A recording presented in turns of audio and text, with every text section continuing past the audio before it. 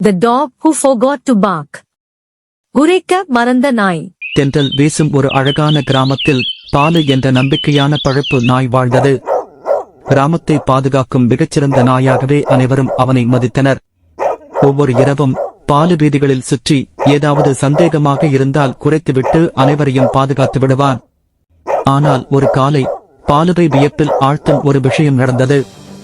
அவன் விழித்த போது அவனது குரல் போய்விட்டது.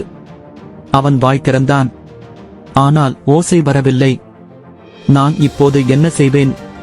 கிராமத்தை எப்படி காப்பாற்றப் போகிறேன் என்று அவன் சோகமடைந்தான்.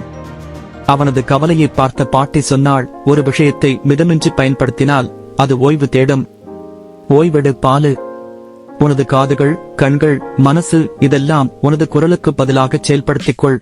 பாலு ஏமாற்றமுடன் இருந்தாலும் முயற்சி செய்ய முடிவு செய்தான்.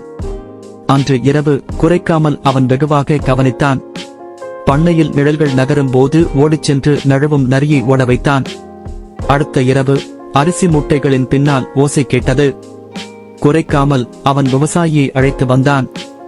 அவனது குரலில்லாமலும் பாலு புத்திசாலித்தனமாகவும் துணிச்சலாகவும் கிராமத்தை காப்பாற்றி வந்தான். நாட்கள் சிறிது கழிந்த பிறகு அவனது குரல் திரும்பியது. ஆனால் அந்த நேரத்திற்குள் பாலு முக்கியமான பாடத்தை கற்றுக்கொண்டான்.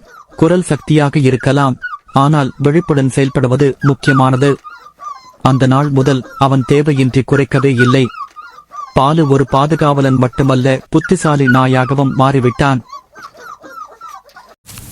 சப்ஸ்கிரைப் பண்ணுங்க, லைக் பண்ணுங்க, மறக்காம பெல் பட்டனை கிளிக் பண்ணுங்க.